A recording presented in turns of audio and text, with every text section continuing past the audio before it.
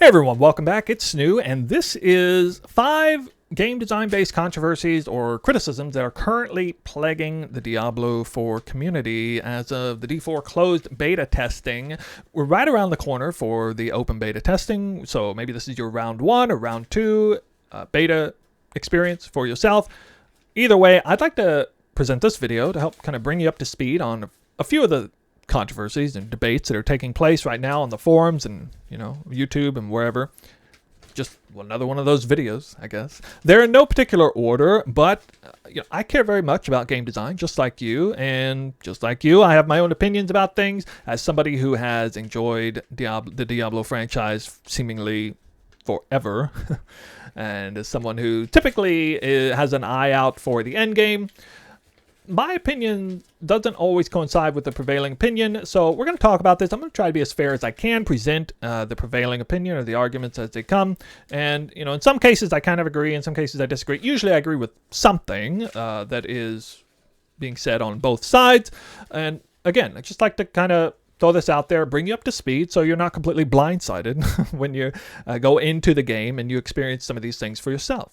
So number 1 on the list, we have class balance. Okay, this is no surprise. I think most of you probably heard already that there seems to be a pretty big discrepancy in player power or class power that takes place in the beta. So we'll get into that in a moment.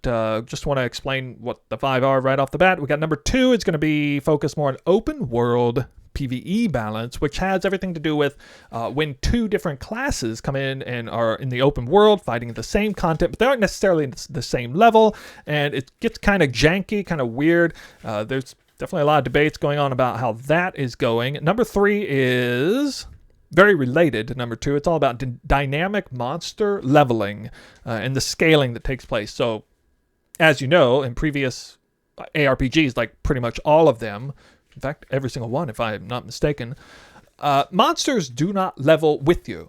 They are a certain level in a certain place, and then they're a certain level in another place, and you have to go to the right place in order to level properly. And, that's just kind of the way it's always been, but things have kind of changed now, so that's not really how it is in Diablo 4. Everything just levels up with you, all the enemies do. So people have a lot to say about that topic. It is kind of a brand new take on the game, on the genre. Number 4 has everything to do with dungeons, and this is specific to the pathing or the backtracking. That's kind of what I want to shine a spotlight on for this one. And then number 5 is going to be about respeccing fees. Maybe it's not quite so much about gameplay, but still has to do with game design. This is an age-old dilemma that has always plagued the Diablo community at large ever since D1, D2, where it's always cost you an arm and a leg to respec, or been literally impossible. This has evolved over time. Different people feel different ways, so I'm just going to bring that topic up again. I have a few things I'd like to say on it. To be completely honest with you, there's only one of these topics that I really care or really have something I'd like to say on that, and that is number 1. So we're going to start with number 1, which is class balance. So I want to come clean to you and just tell you right off the bat that I did level and play a barbarian pretty extensively, all the way to level 25 on the open world dungeons and all that stuff. Cleared basically did almost all of the content. However, I did not play the other 2 classes, and I am aware that the sorcerer in particular is much more powerful. Now, how do I know that? Because I didn't play it.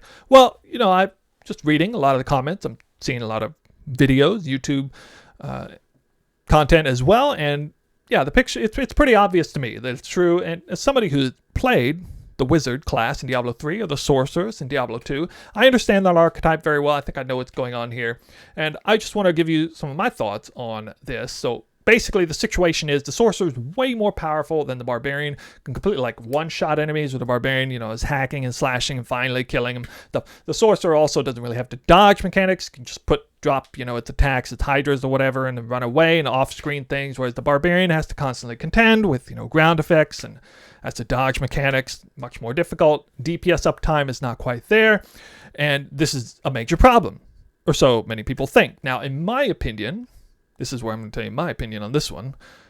I don't really agree that that's a major problem. In fact, that's probably not even much of a problem at all. It's interesting to me that there is such a discrepancy in player power at this level. It actually gives me great confidence that what is going on here is that Blizzard probably tested this specifically at the end game, because why else would it be so imbalanced, level 25? And of course, you've probably heard that one side of the argument is saying, why does it matter that much? It's just level 25. We're only going to spend like a few minutes here at this level. Now, in the beta, everything is exacerbated because this is like our little end game and this little microcosm of the game. So everything is, we got a giant spotlight shined on this issue. But in my opinion, what this tells me is probably the barbarian scales something crazy at the end game, and we have perfectly good reason to believe that. They have the arsenal system where they have extra weapons, going to get a whole lot of extra stats, and you might have heard that as set as a point as well. I do think there is something to that. Even if there wasn't an arsenal system, there wasn't extra weapons, I still think it would still seem to me that the barbarian would scale better over time. It's been that way for every single Blizzard RPG game, MMORPG, ARPG. It's always been that way.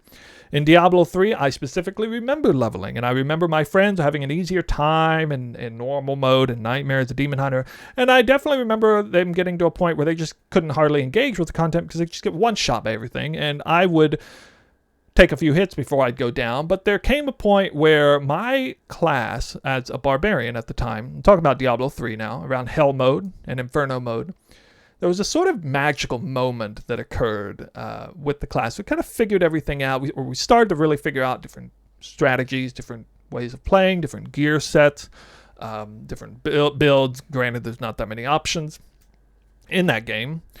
And again, there was kind of a magical moment where everything just sort of clicked, and suddenly my character went from feeling kind of puny and, I don't even know if I can play this game, to suddenly just crazy overpowered. It could have been, a couple pieces of gear. It could have been just a piece of gear combined with a rune decision on a skill. I don't remember exactly what it is, but I do remember what it had to do with. It had to do with recovery. And this is something that I'm not hearing people talk about much.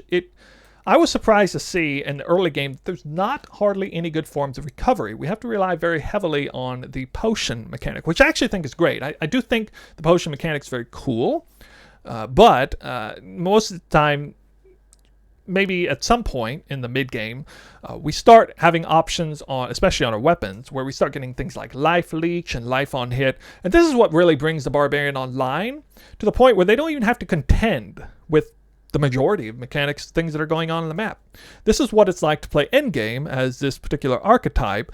Basically, while everybody else has to actually continue avoiding ground effects and especially telegraphed attacks, the barbarian quite often just completely ignore them, because eventually their stats, basically what I'm saying is the barbarian is the first class and perhaps the only class that ever reaches a point where it no longer has to contend with the game. Essentially, it just trivializes virtually all the content outside of just absolute one-shots. This is exactly what it was like in Diablo 3. And Diablo 2, I can't remember quite so well, but this is also kind of what it's like a little bit even in World of Warcraft.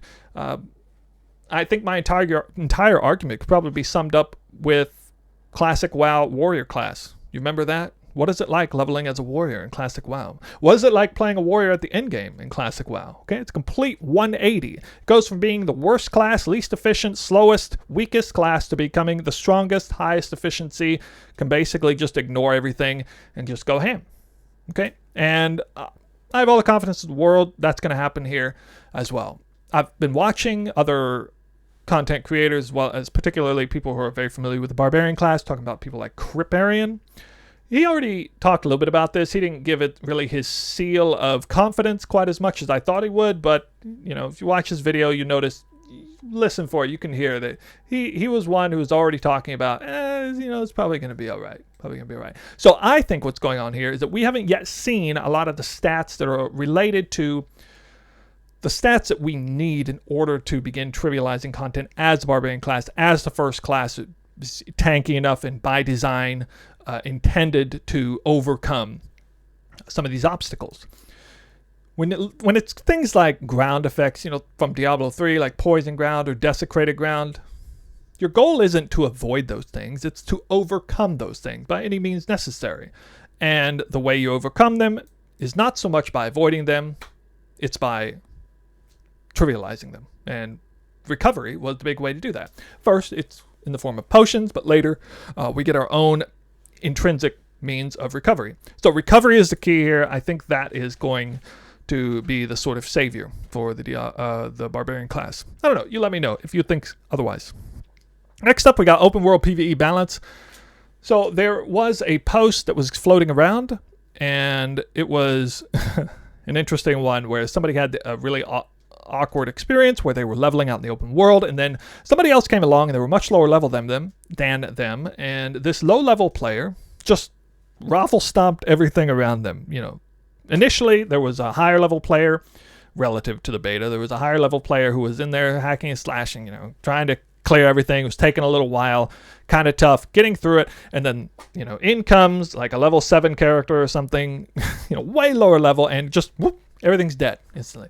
Really kind of awkward for the higher level player. What they obviously didn't like the experience, and this spawned a brand new debate over this idea of like having this open world and these different characters, different level. What do we do about all that?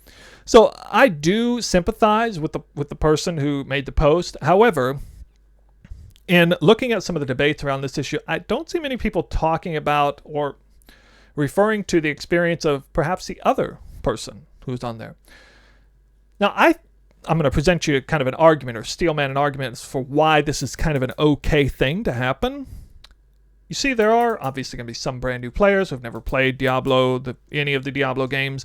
Perhaps Diablo is a game that can actually pull off bringing in people to the ARPG genre for the first time.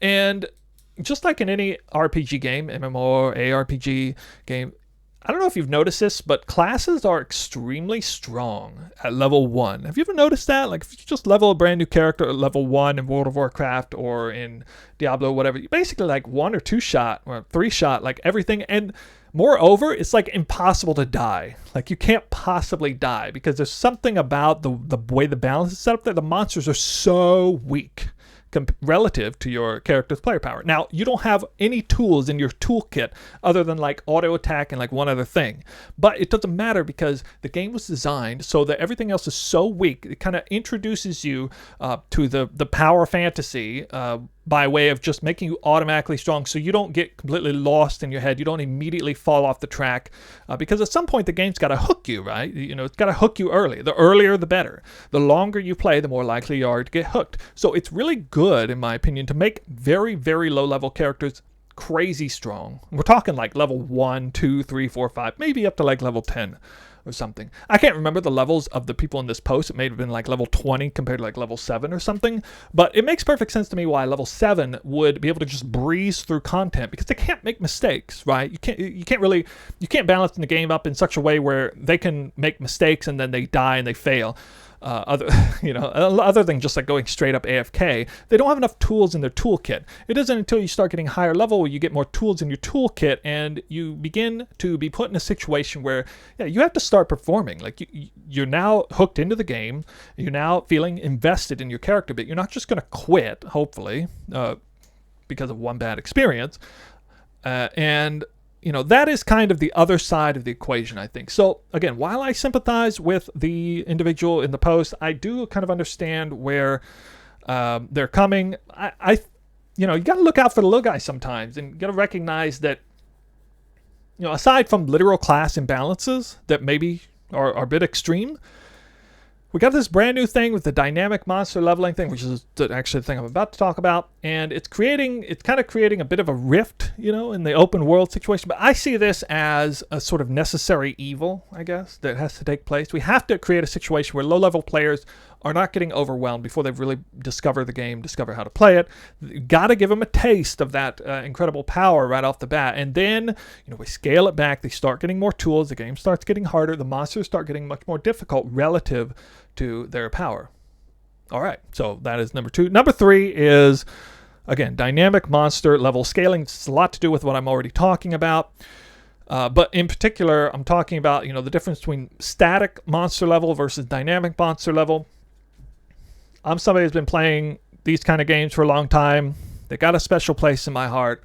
I absolutely sympathize with the argument that we want to keep monsters in certain zones the same level, because that gives them personality. That gives that place, that environment, a personality. You probably have a favorite zone from World of Warcraft or Diablo or something, and maybe it's your favorite because every time you go there, you're like really high level and you just completely stomp the place. Maybe there's some other reason, I don't know. But the other side of this is that with the dynamic leveling, you don't have to worry about any of that. You just go wherever you want to go. And in a way, it gives the player more agency because they can go anywhere they want at any given time, and everything is kind of appropriately difficult for their level, I guess. However, again, looking at the other side, in a way, you have more agency if you choose to be extra powerful relative to the content you're doing, or if you choose to be if you choose to go to a place that you are under leveled for, but perhaps in a really good situation, your gear wise, especially we're talking about like twink gear, like if you're leveling a new character or something, maybe you want to go someplace where you can just level up faster because you're just going to dominate the content even if you're under leveled. And so I think, it goes both ways, and I don't really know how I personally feel about this, where I fall on this yet. I have a lot of nostalgia, a lot of longing for the traditional style of, every zone has its own personality, its own environment. The monsters are all level. I know them. I learned them, what they are. And but I do kind of, or I'm kind of interested in seeing what it's like to just play through where I can go anywhere I want at any given time. I can do dungeons at super low level, or I can just kind of do my quest whenever I want. I don't have to do the campaign now and then do this because that's where the level situation is. So anyway, I'd like to hear your guys' thoughts on where you're at on that. It's an interesting debate that's going on right now. We're moving on to number 4. It's all about the dungeons. Well, I just talk about dungeons. So dungeon pathing, dungeon backtracking especially. This is one I kind of don't get so much. It's not that I don't know where I stand on it. It's more like I don't really care that much about this one. Now, I do have some thoughts on this, and I do want to present it in as fair a way as possible.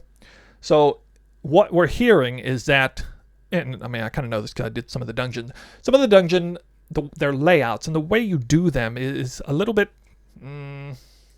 contriving, I guess. You have to go through it, and you have to, like, for example, maybe you have to clear every single monster, just like the Den of Evil from Diablo 2. Or maybe, you have to, like, find the pillars or something, and you got to do the thing and put the thing in the thing, and then, you forgot to put the thing in the thing. Now you got to walk back halfway through the dungeon and go do that, and then run back up to start killing the monsters. Yeah, that can be annoying. Nobody likes to have to do that, really. But to be fair, again, kind of presenting the opposite side, why would that be a good thing? Think about what are the positives of designing a dungeon that would, be annoying in that kind of way. Well, taking the Den of Evil example, I'm not all for every single encounter everywhere to be like that. I don't want to have to kill every single monster every single time, obviously. But I can appreciate that as a mechanic showing up every now and then, because it makes the player have to engage in the content at a different, how should I say, level. So when people are engaging with content, usually it's moment to moment, very micro level. Your decisions, you're evading this, or you're going to use this ability and then this ability, you're thinking about your cooldowns and stuff. That's all very micro level gameplay. But what we're talking about in this particular situation is macro level gameplay. So like how you go about clearing a dungeon. What path do you take? Which directions do you go? And it teaches the player to become familiarized. Like, they have more incentive to become familiarized with how the dungeons spawn and how they're created, as well as different side areas and stuff. I definitely learned very quickly that it was important for me to identify the dungeon layout in any given dungeon, and that I would want to, check and double check where the side areas are. And if it was a dungeon where I needed to clear everything, well, I need to be diligent in that. I need to be disciplined. So it kind of teaches the player some added discipline in how they should go about clearing the dungeon at a macro level.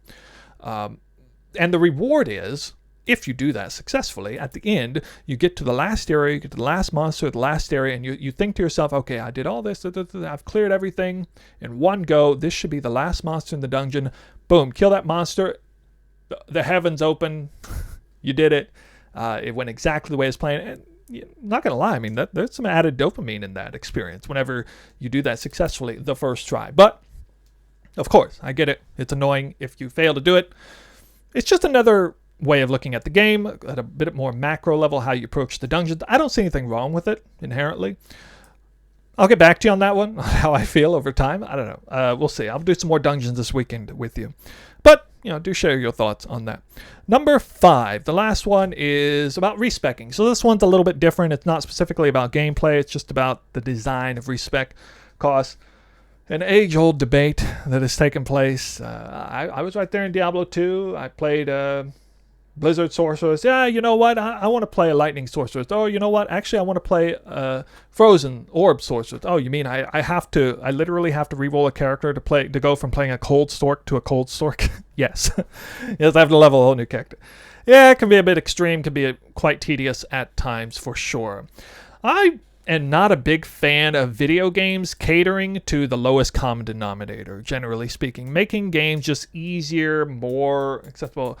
I'm not a huge fan of the meme, hey, bro, it's 2023. Why are we still doing this kind of thing? I can appreciate the old ways of doing things, even things that add a bit of tedium to it. And while that is kind of a cheeky argument, it's not really, I don't really care that much about it. What I will say on this topic is becoming invested in your character is a good thing. And if you are free to respec at any time, any way, at any point in your character's progression, you lose that investment. You're no longer invested in your character. You do whatever you want anytime you want. You don't have to reroll. You don't have to think twice about your decisions. It can be a little rough, in the beginning when you're maybe not making the right decision. I get it. Which is why I'm actually I'm very much on board with like free respec or very low respec costs in the beginning. I'm actually probably completely keyed in, totally all about the way they did this time. By the sounds of it, respeccing is super cheap, all the way up through like 25 for the most part, and their plan is to make it very expensive at the very end. That's probably the way I would prefer it, personally. Because I like when people have to make those decisions, they have to start really thinking, man, I better be a little bit intelligent about how I go about doing this. And then they become invested in their character, and if they don't like it, it's unfortunate. Maybe you have to scrap it, what have you. But for those of you who are really, really, really for the free respec, I'm going to leave you with one question. If you think it's totally fine to change your specialization of your class anytime, any way you want, what do you say about someone who would like to just change their class straight up? I mean, a class is just an extension of the specialization, right? So if you think I should be able to go from a fire sork to a lightning sork at the snap of a finger, then what's stopping me from going from a lightning sork to a bleed barbarian at the snap of a finger? Can I just, drop down window, change class from sorcerer to barbarian? Is that cool? Is that fine? Because to me, it's basically the same thing, right? It's just one step down. So, kind of a slippery slope issue here, a little bit here. But I think you know what I'm getting at. I'll just leave you with that question at the end. Let me know how you would tackle that issue. That's probably the strongest argument I can give in favor of making people commit to their character.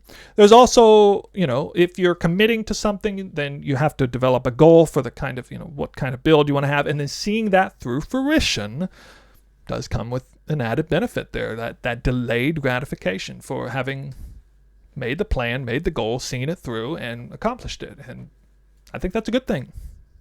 Not necessarily the best idea, but I think it's a good thing on that. So that's it for this video. That's 5 controversies or criticisms that are currently going on in the Diablo 4 community. There's going to be some more. You can let me know. I'm sure the comments will come flooding in with all kinds of other things I didn't mention. That's fine. These are just 5 things I wanted to bring up.